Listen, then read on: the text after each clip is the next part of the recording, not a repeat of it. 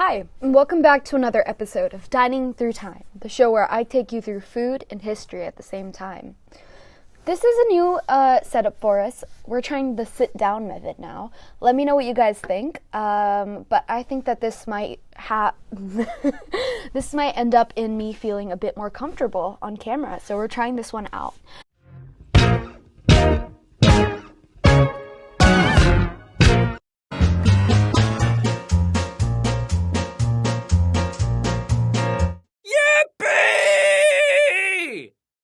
Today, we're covering a very special and very interesting part of history, Prohibition.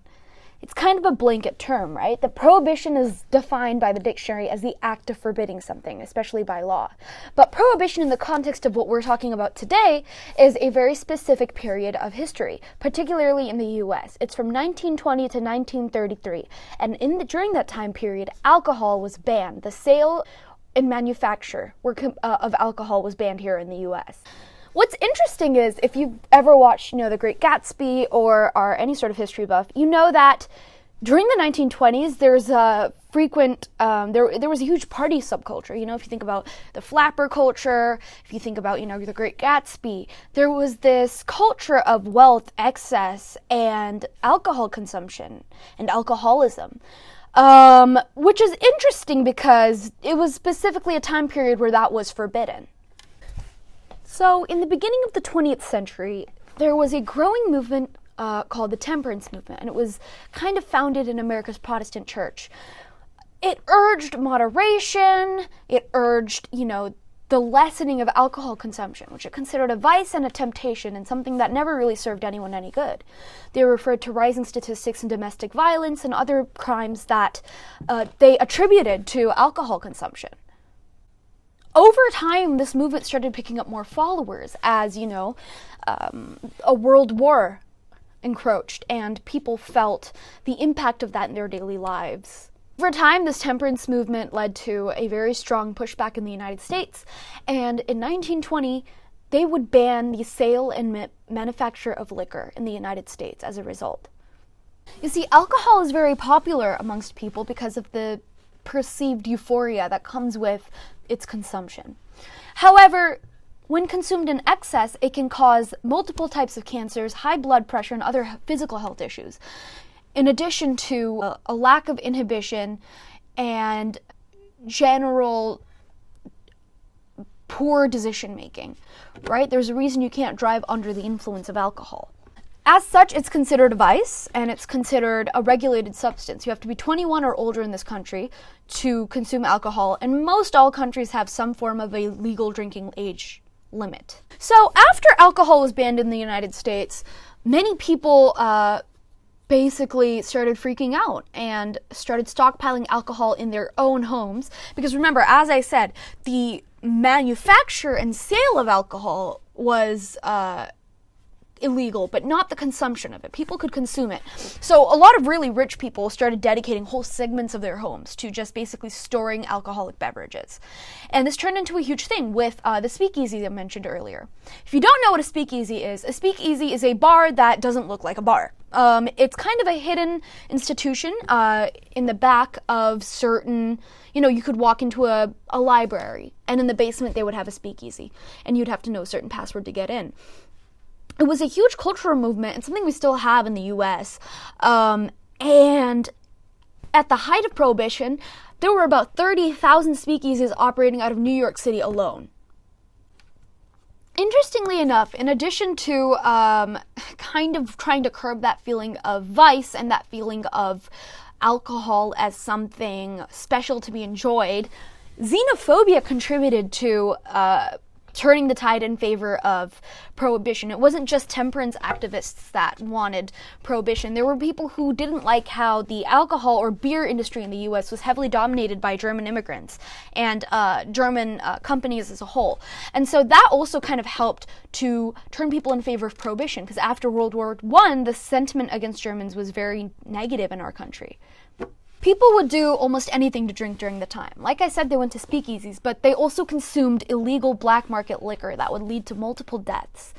At the time, industrial alcohol, or, not for human consumption, industrial grade alcohol, was required to be processed with some chemicals so as to reduce the incidence of people drinking it. But people were so willing to buy unregulated black market liquor that they would frequently buy this industrial waste that was not meant to be consumed by human beings, and the tainted alcohol would kill them. It's something that we see in a lot of unregulated substances or illegal substances. You have counterfeits or dangerous versions of the product floating around. Other ways people would try and get alcohol was through prescription.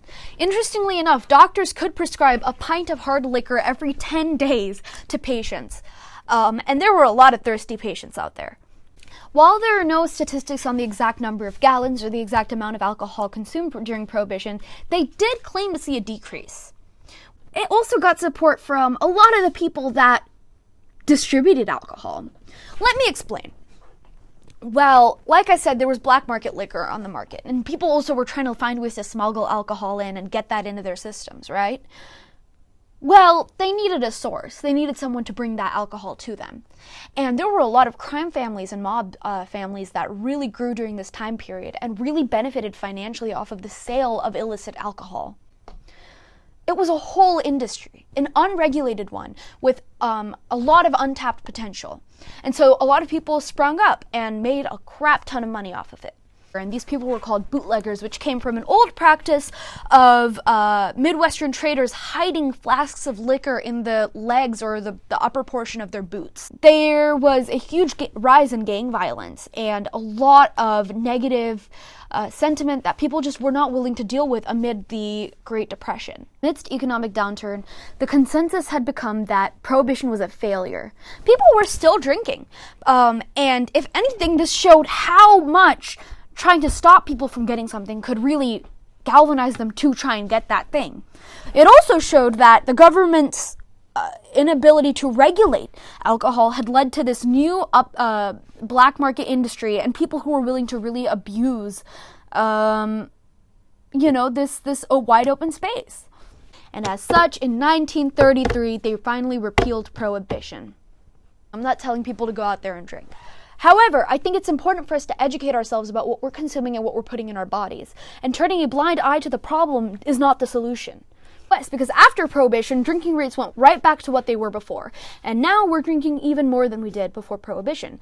If anything, Prohibition was a failed experiment and showcased just how much and how dangerous banning something can be. Economists from Boston University posited that a more successful way to reduce the consumption of something rather than outright ban it is to raise the price. If you raise the threshold for people to obtain said thing, it's going to be a lot harder for them to get it than if you just say, well, I'm not going to look at it at all. Are my nails cute? So cute. Hello, and welcome back to your regularly scheduled programming. The segment where Shradha, make something delicious with you, or not so delicious, time will tell. But today, we're going to be making a mocktail. A popular cocktail during Prohibition was called the sidecar, and it was this, concoction that had, cognac and orange liqueur and things like that in it. So I thought it would be fun, keeping with the non-alcoholic spirit, to make a mocktail version of that and a modernized version of that. So that's what we're going to be doing right now together. Since I can't be using bitters and orange liqueur, I'm going to be using this orange mango sparkling black tea instead of using bitters and orange liqueur. I just think that it's going to mimic the flavor a lot better. And also it was on sale.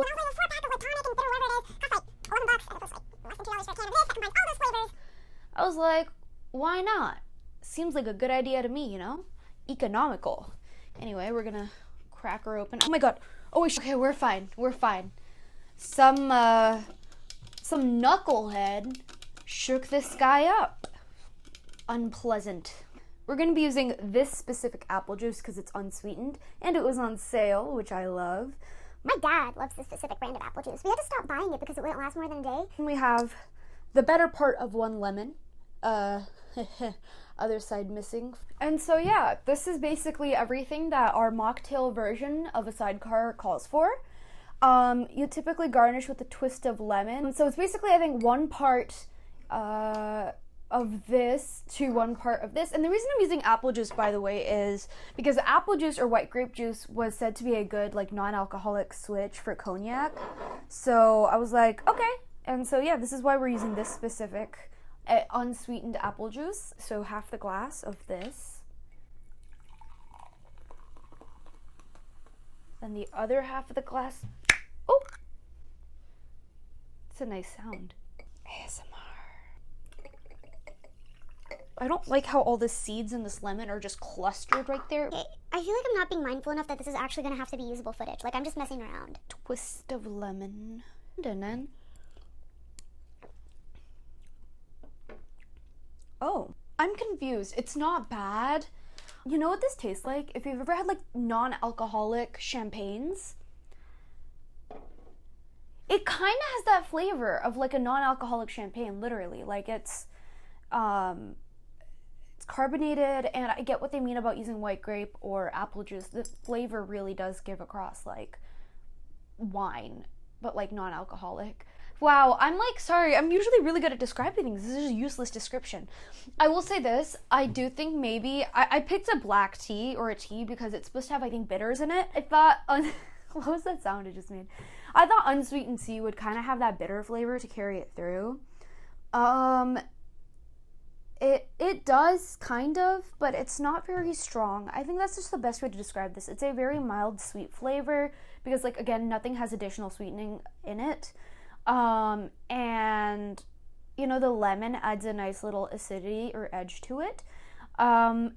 It's not particularly orangey, but I think that's more my fault, user error. I would probably say go for a sparkling orange juice or like just a plain orange soda as opposed to what I did here.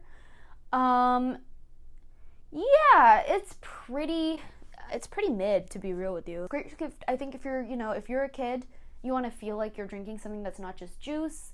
I think this is a great alternative. If you have kids, this is a fun little thing for you guys to do together. I made mocktails this weekend with my baby cousin, and, you know, she's around 10 years old, and, you know, she loved the experience of, like, getting to craft her own drink. And so I think this is great for that kind of purpose. Yeah, it's fine, is what I'll say. It's fun to recreate, you know, a popular cocktail from back then. And, you know, if you are of age, order a real sidecar, see how it tastes. But for the rest of us, this'll do.